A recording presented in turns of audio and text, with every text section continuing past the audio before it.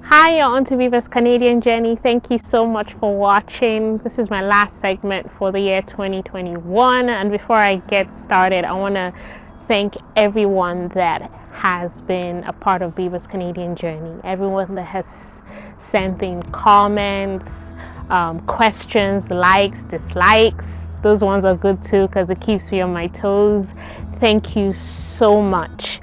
Your comments, your encouragement makes doing Biba's Canadian Journey, it makes it worthwhile. It just makes it worthwhile. And I'm really looking forward to 2022. I've started mapping out topics I want to talk about next year, which I believe are really going to help people who are in the process of their Canadian application, journey. Anyway, without further ado, let me get into what I want to talk about today. Today, I want to talk about provinces and streams that I believe should be on your radar for the year 2022. Okay, so provinces and streams you should be looking at in 2022. Let's get started.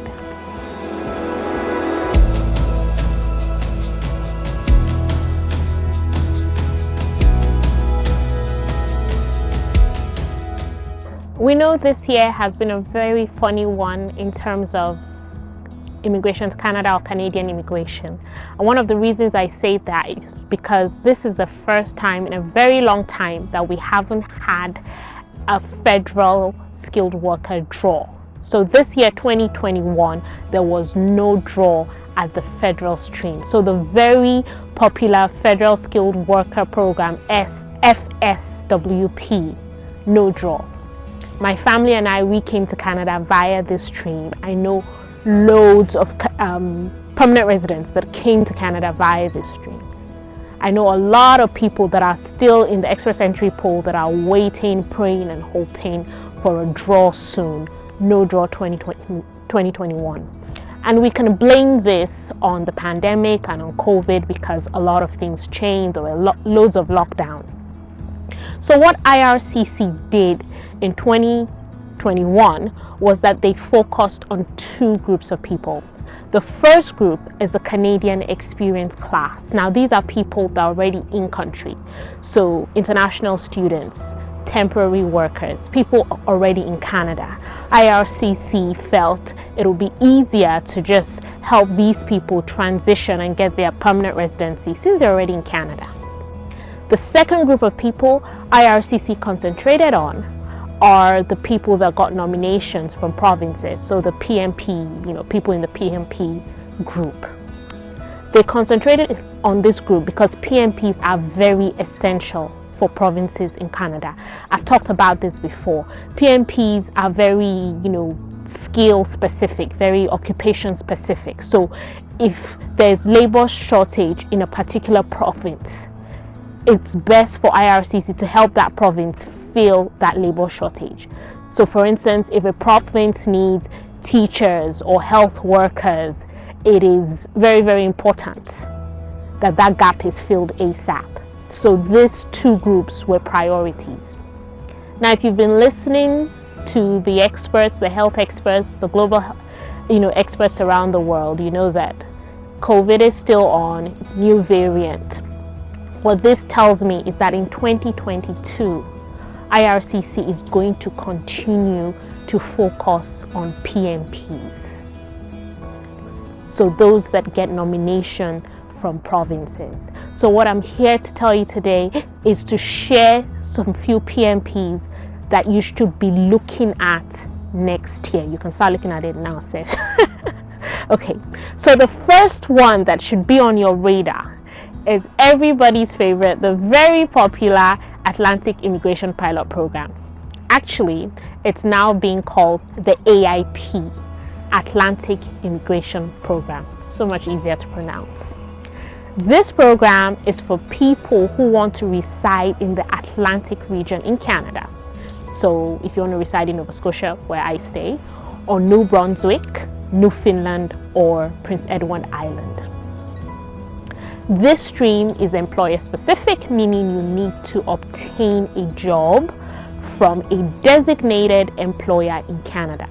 Now, I'm not going to talk a lot about this because I've I have 2 videos where I've talked about the AIPP, the AIP, and I did justice in those videos, so you might want to refer to my previous videos. However, the link to get you started will be in the description of this video.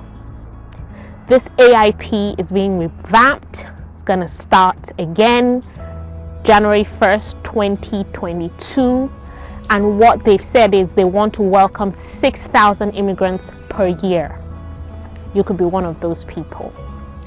Okay, so something you should start looking at. Link in the description of the video. The second province that should be on your radar is the province of Saskatchewan. In my previous video, in my last video, I talked about one of the new streams that previously started in that province. That's the hard to fill skilled worker stream.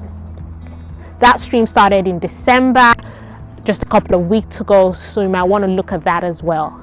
Another stream that just started in the province of Saskatchewan is the healthcare worker expression of interest stream. Now this is very skill, or should I say occupation specific. This is targeted at health workers. There are over 20 NOC codes for this stream.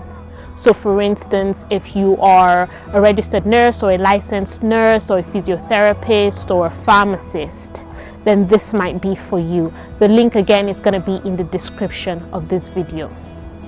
What happens here is that you're not filling out a registration, you're not applying, but what you're doing is that you're registering your interest. So in the link provided, you fill out some questions, and what's going to happen when you're done filling it out is that the province of Saskatchewan, with employers in that province, will go through each application, and if they like what they see on your form, you will be contacted via email, and in this email they're going to provide more information on how you can proceed to the next stage. So if this is you have skill and experience in any of the NOCs that are going to be in the description of the video, then you want to consider this stream. The next stream that should be on your radar, or should I say the next 2 provinces you should be considering, are the province of New Brunswick and the province of Nova Scotia. Now the reason I say this is because this year 2021, these 2 provinces held several virtual recruitment events. Yes, these events tell you about the province, about jobs available in the province, but it also takes your details. And quite a number of people actually get contacted to apply directly to the provinces via these recruitment events. I know quite a couple of people in New Brunswick that moved to New Brunswick via recruitment events. Now for this, I'm going to say this, beating my chest. For this, I would recommend that you follow Biba's Canadian Journey on Instagram at Biba's Canadian Journey.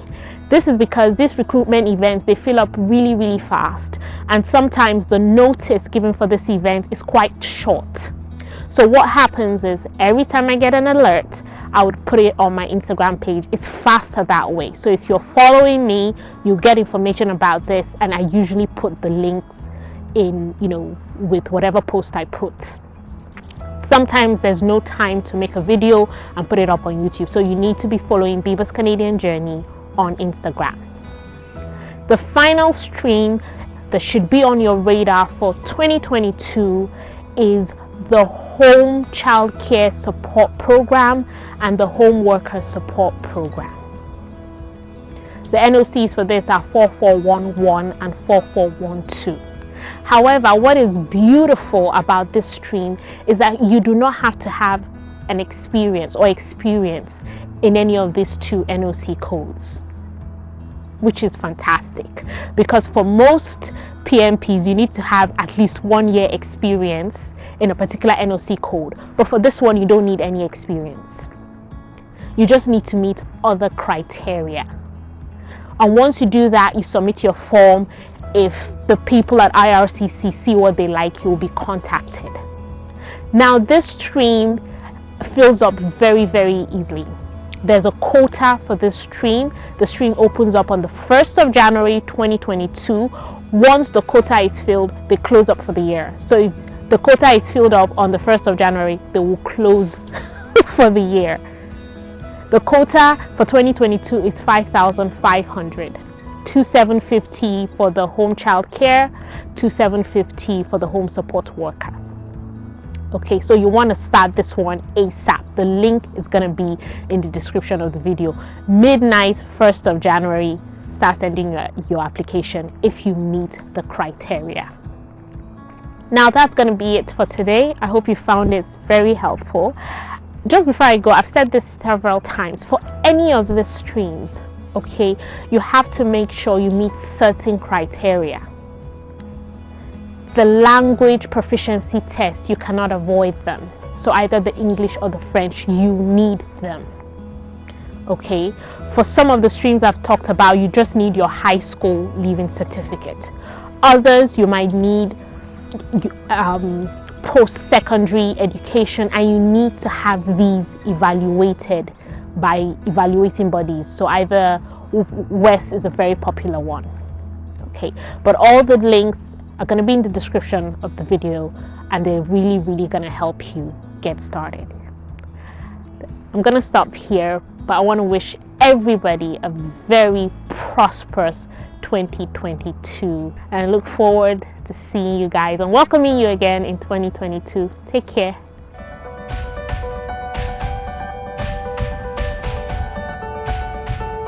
Hi, my name is Habiba, and